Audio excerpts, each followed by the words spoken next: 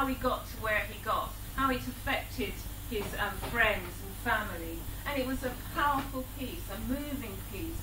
And again, the artist didn't have very much time to produce it, but in the few weeks, less than that actually, to get the serving prisoners and the cast of professional actors together, they produced a fantastic show. Annie McKeith produced Convicts Opera, and that was held at HMP Chichester. Absolutely brilliant. Cast of, yes, students actually from the university, the local university, but also serving prisoners. And they told the story of the convict ships going from England over to Australia, and the guys were just bored, so they decided that they would put together a story. So it's a story within a story, and it was so very well done. The talent, you've seen it for yourself, the talent that is held up behind bars, that needs to be released, and once released, nurtured. One of the researchers that I worked with, based in New Zealand, said at one point to us, and it's words that's always haunted me: we take prisoners and we work with them, producing this wonderful work, the operas, the performing arts, plays, beautiful pictures and so on, and we uncover these gifts. And then what? And then what? In UK, the artists are in for like 5 days, 2 weeks, you know, in, do the project and back out again. And if they're in a good place, there will be a program of arts-based interventions throughout that year that maybe that individual will hook into. But if you're not, and you get exposed and opened up to the possibilities, then what happens when you come out? And we are working to develop what our colleagues in government call through the gate interventions. Through the gate interventions that will hopefully provide, again, another place, another bridge back into the community. And Peter Centre runs a service called Arts on the Out, and Charlie Ryder is the information officer, the manager for that. Charlie, you've probably gone to, most of you, gone to his workshop. Excellent.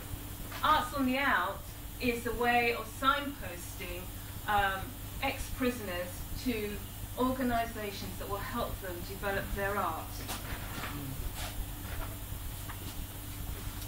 I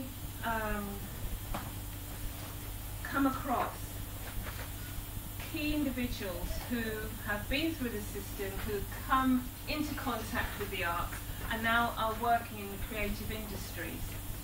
And we want to be able to support more and more people to do this.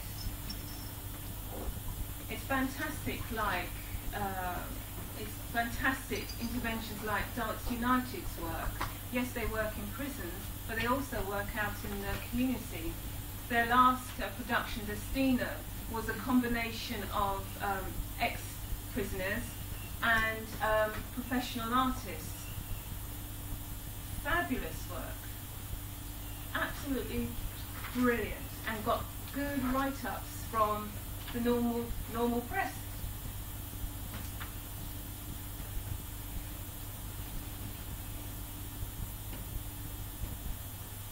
I said at the beginning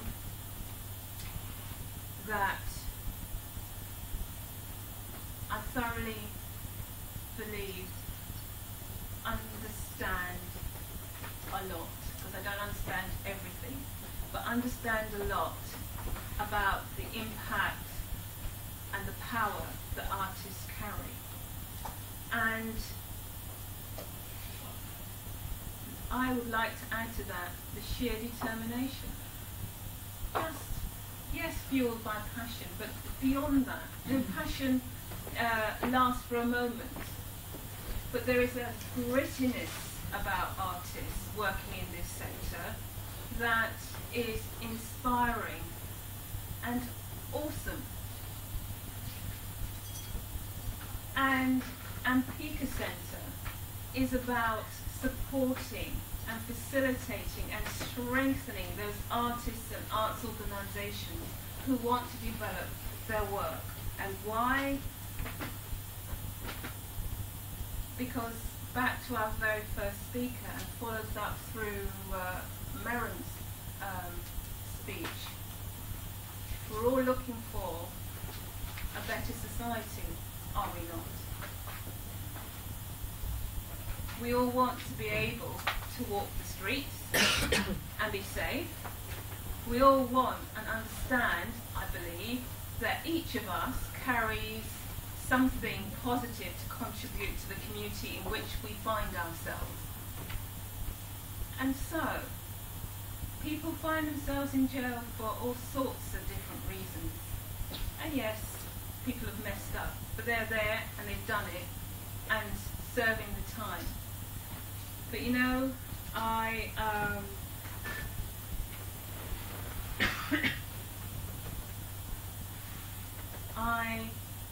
believe that we in this room and beyond, and all the artists that we work with, are an army for change, an army for good. And I speak a bit like that because we're in a war, it seems to me. One moment we're sailing high and fine and strong, launch of the Arts Alliance. 2 weeks later, we're taking hits on all sides and still having to deal with some of that fallout. But we still continue. And I would just say, strength to you. Strength to you. That you wouldn't, well, I'm talking to the converted, wouldn't give up. There's a quote from Churchill, which I have, it's a Winston Churchill, that is, which I have used as a way of encouragement to myself.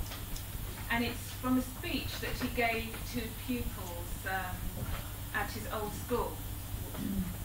And in his adult years, he went back there and he said to them, "This is the lesson. Never give in, never give in, never give in, never, never, never, never, in nothing great or small, large or petty, never give in, except to convictions of honour and good sense. Never yield to force, never yield to the apparently overwhelming might of the enemy." And at times we have stood and thought, will it ever change? Will we ever see the arts embedded in the system? Will we ever see artists given the support and the resources that they are due? But we've been going, many in this room, 20, 30 odd years. Never give in. Because the work that we do is far, far too important. Society does need us. Society does need artists. The criminal justice system would be poorer, bereft, if artists were ever to leave it. And the work of PAN, the work of Pika Centre, the work of Manchester College, the work of all of you and your different organisations are vital in that. And I commend you for it. Much strength to you.